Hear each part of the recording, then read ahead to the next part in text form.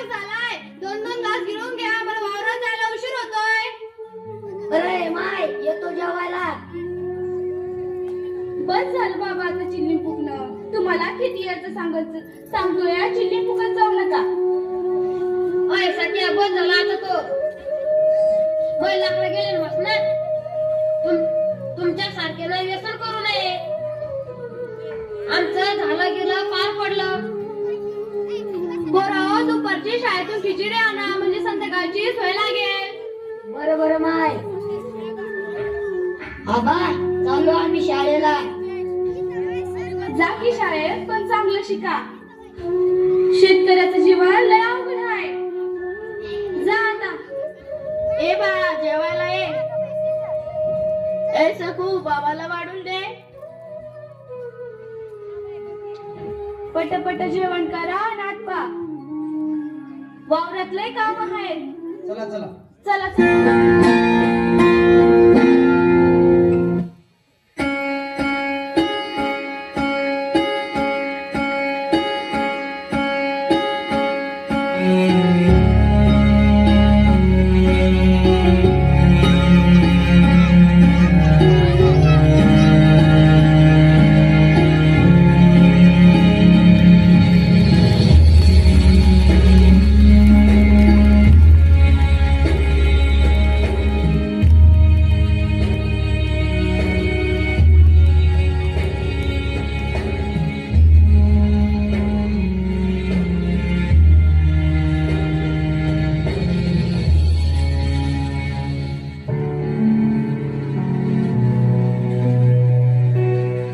अरे आभाळ देवा,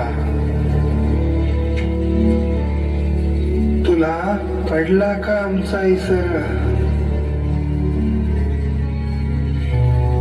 ए पाऊस देवा, बघ सारी सुकून गेली माझी काळी आई अनवावर.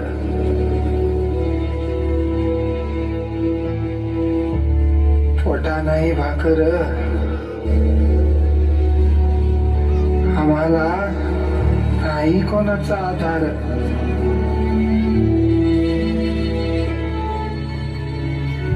चालू या निराधार.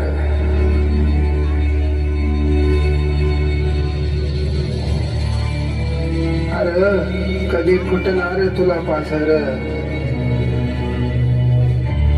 आणि कधी तू धोधो बरसणार,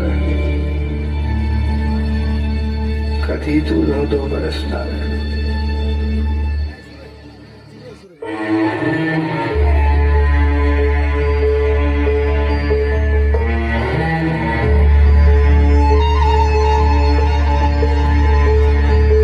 तुझ्या पायाशी कुणी सान थोर नाही, साध सुया काळजाची तुझ्या कानी जाई.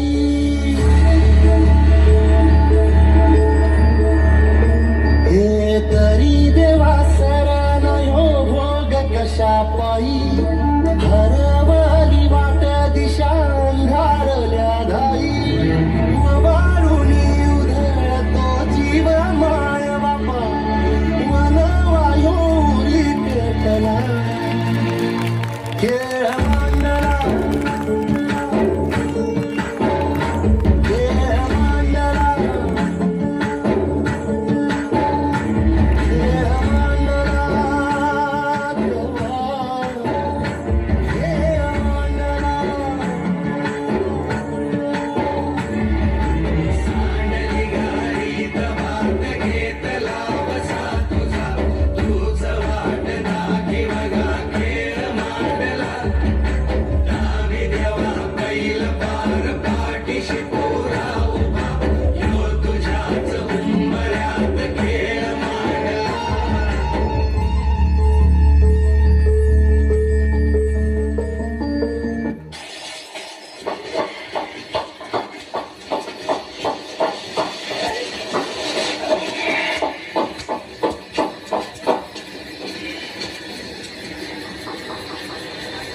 आबा आबा ऐक की.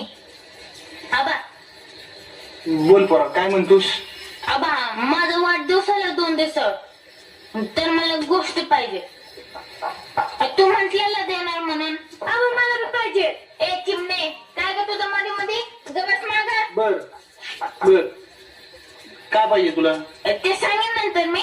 पण तुम्ही देणार ना? हा देईन बाबा.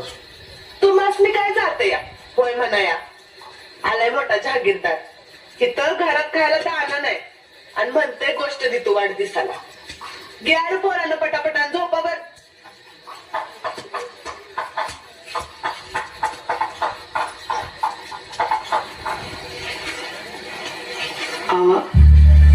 कशा पायताना नाही ते आज धावताय. उद्या उठून भलत सलत काय मागितलं म्हणजे घरात काय हाल चालू आहे ठाव आहे ना वा. इथं 2 यायचं घ्यायला अन्नाचा घास भेटणं मुश्किल आहे.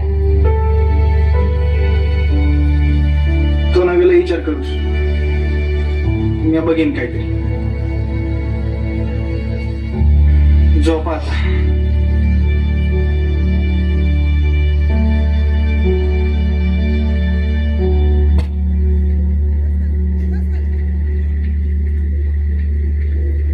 आपल्या वाडीतला गणप्या ना तरी परवा झाडाला फाशी घेते, तुला कळलं का रे? अरे मला कालच कळलं या. लय मंगळ झालं गड्या. आता तू काय कुठं होता बाबा एवढे दिवस? काय घे तू जरा बाहेर.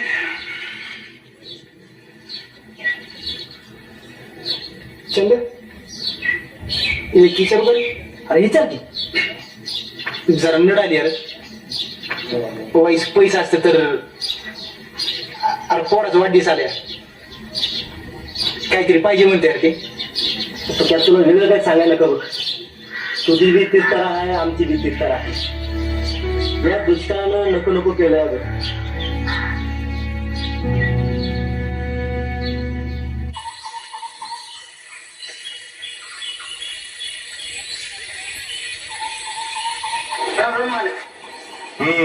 बोला.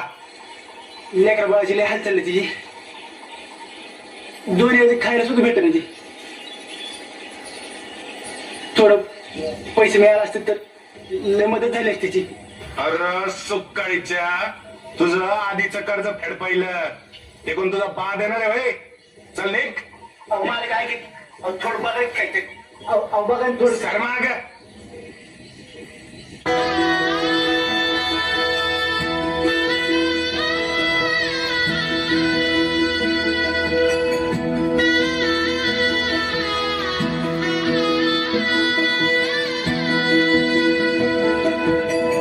होणारा हाताला जाणारा गाताला मागे तू फिरू नको. उगाच सांडून खऱ्याची संगत खोट्याची ठरू नको. येईल दिवस तुझाही मानसा जिगर सोडू नको. तुझ्या हाती आहे डाव सारा सारी गजल काळजी रे देवा काळजी रे माझ्या देवा काळजी रे देवा काळजी रे माझ्या.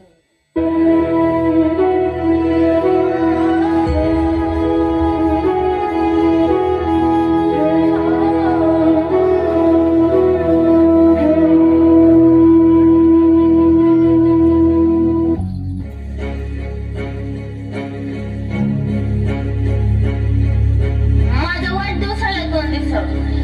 तर मला गोष्ट पाहिजे. तुझं आधीचं कर्ज फेड पाहिलं ते कोण तुझा बा देणार आहे होय?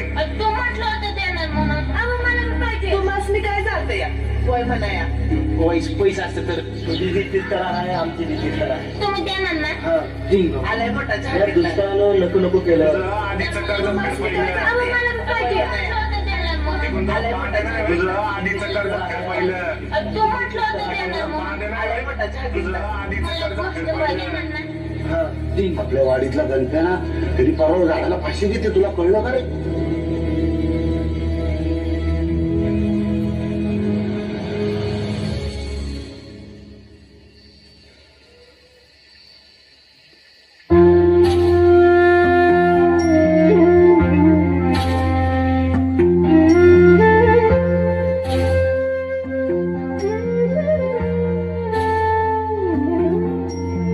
तुटले सारे आधार जन्म सारा झाला बेजार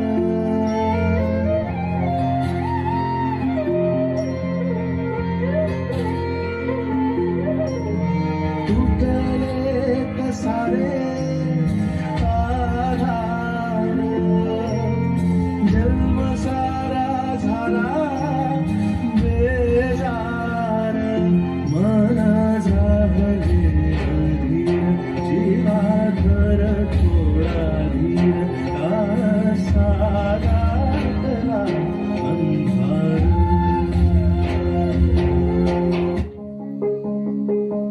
माझ्या जाण्यानं तुमची आबाळ काय कमी व्हायची नाही ती, पण तुमची साऱ्यांची दैना म्या माझ्या उघड्या डोळ्यानं पाहू नाही शकत.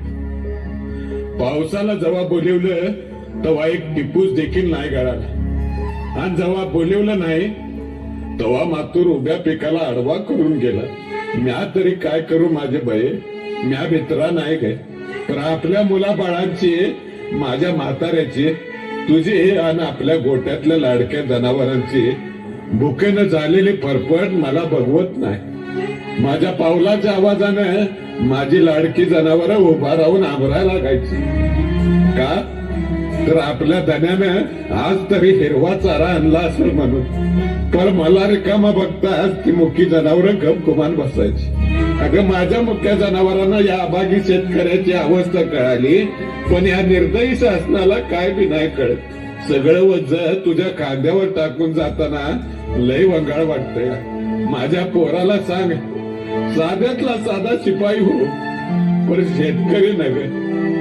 कारण साध्या शिपायांनी जरी संप केला तरी त्याचा पगार हजारानं वाढतोय.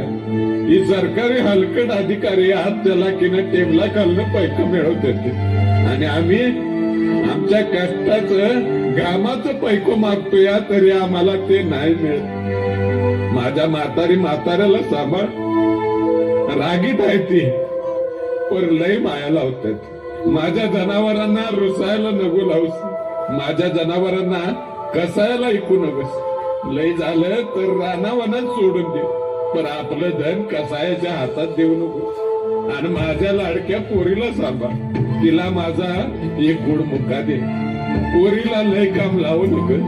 माझे बये 7 जन्माचं फेर घेतलं होतं, पण अर्ध्यात सोडून जातोय. मला माफ कर. तुझा धन.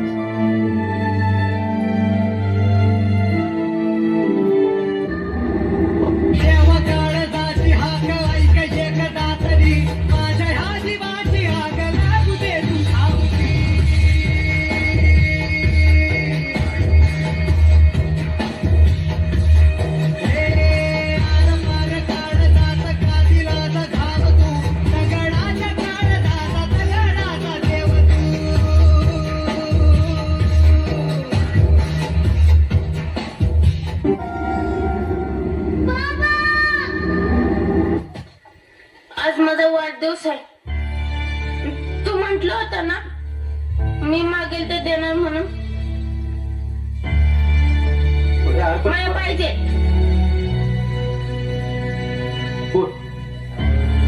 नक्की ना? बघा बा, मला तुझ्याकडनं एक वचन पाहिजे. किती बी काय बी झालं, कसली बी परिस्थिती असली तरी बी तू वंगाड मनात आणायचं नाही. त्या सूर्याच्या बासारखं झाडाला टाकून जीव द्यायचं नाही. मी तुला कधी बी काय मागणार नाही. हे चिमणी मी तुला काय मागणार नाही. आम्हाला फक्त तू पाहिजे. आम्ही सगळं तुझ्या सोबत आहोत. तू आम्हाला सोडून नाही जायचं. तुला माझी शपथ आहे, आम्हाला सोडून नाही जायचं. काळजी करणं होतं, मी असे काळजी करणार.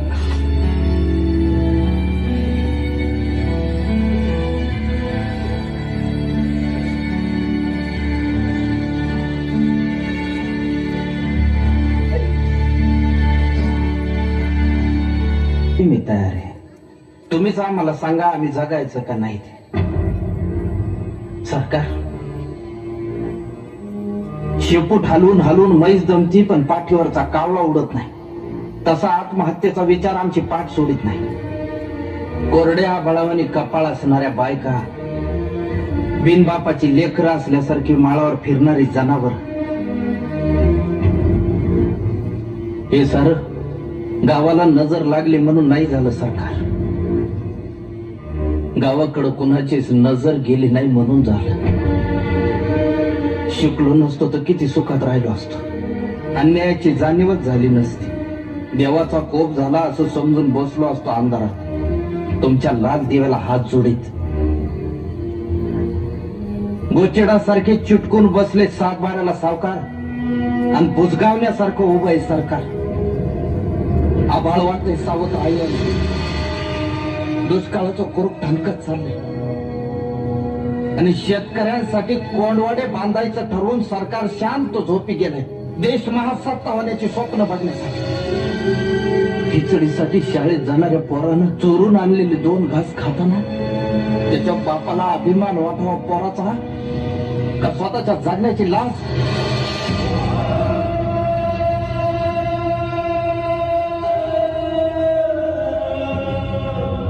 अजून अंत पाहू नका सरकार. शेताचा मसनवाटा झालेला आहे. ज्या दिवशी शेतमालाला भाव मिळत नाही म्हणून उभं पीक जाळतो आम्ही, त्या दिवशी तुमच्या नावानं सुतकच पाळतो आम्ही.